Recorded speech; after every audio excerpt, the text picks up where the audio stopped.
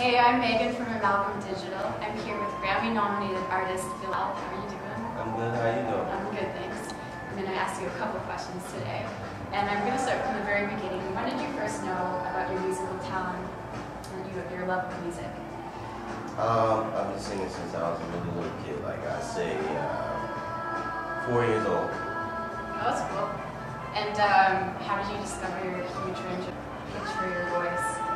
Were you just in the shower one day and came out or something? Well, I think as a kid I just always had a love for like instruments. Okay. So, you know, I started to experiment with it more the older I got, but you know, when I was young I sang in a lot of choirs and stuff, so I was always an alto or a tenor. Okay.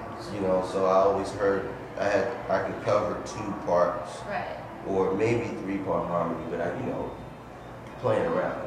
But then when I got into scat singing and jazz, and trumpet and Miles Davis, and Freddie Hubbard, that type of deal, it really inspired me to use my upper register, you know. Sure, yeah. And then also, you know, cats like Curtis Mayfield and Prince and stuff, you know.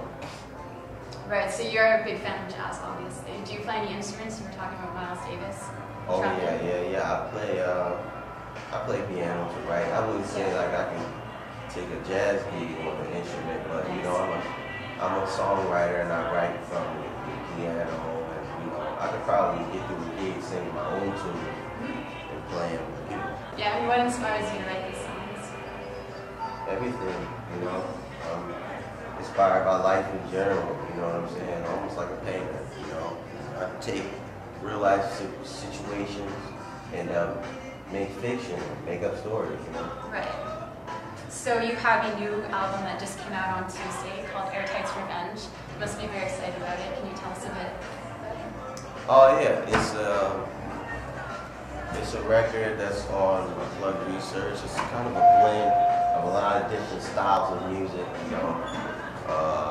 Jazz, electronic music, soul, rock, hip hop, all meshed up into one deal, you know.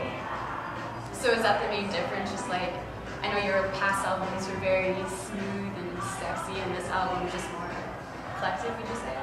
Yeah, well, you know, I've always mixed a lot of different sounds. With this album, I would say it's a little dark, maybe edgier and darker, you know, especially with a lot of the things that I talk about. I talk about an array of different things, and you know, you could say it has a little more eclectic and different approach, but it's still has the same kind of foundations, maybe, you know. Oh, that's cool.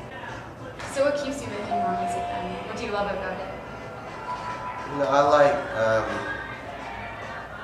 just making music that kind of helps me. It's therapy for me, you know. So just like it's like a circle, you know, of life. Really, I use life as inspiration, and the music in turn gives me inspiration to live life. Sounds good. And who would you say is your favorite artist? I know that's a horrible question to ask a musician, but... One of my favorite artists, probably my most favorite, was Miles Davis. Yeah. Because Miles evolved, you know, and he was always evolving, and just a complete renaissance cat, if you ask me, you know. Yeah, it's pretty cool. All the way around, you know. He covered a lot of ground, and he was a very influential cat, you know. For sure, definitely. And I know you've worked with tons of artists and producers. Do you have any favorite producer or artist that you've worked with? Or someone Jay that Dilla. inspired? Yeah. Jay Dilla inspired me a lot, you know. watching him work was really inspiring, and how he made everything look so effortless, you know. That's cool. Pretty cool. Do you have any specific artists you'd like to work with in the future? Oh man, it'd be dope to funk out with Prince, you know? Yeah. I'd also like to do some stuff with Herbie Hancock too. Sure, yeah. That'd be amazing. There's lots of cats. With like piano with Herbie Hancock? Me playing piano while Herbie Hancock's there? No. Yeah. Do you have any special upcoming projects in the future?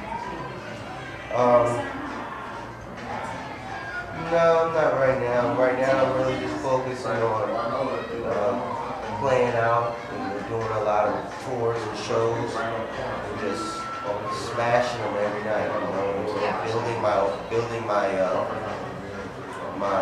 live concert audience up. You know, pushing this album. Yeah. Well, good luck with it. I'm sure it's gonna be great. Thank you. Do you have any other questions you'd like to ask me?